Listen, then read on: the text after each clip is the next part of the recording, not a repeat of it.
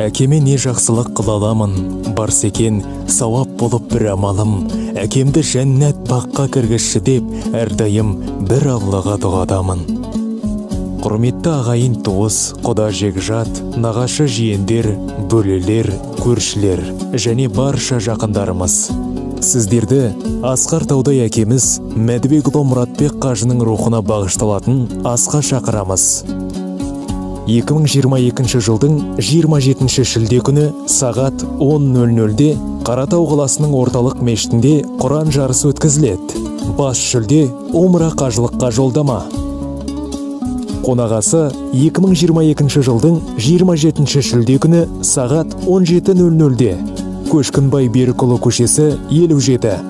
Таратылуы 28 шілде күні сағат 12:00-де Жансүгіров көшесі Әбдірашит ата мешіті. Ас беруші жұбайы ұлдары.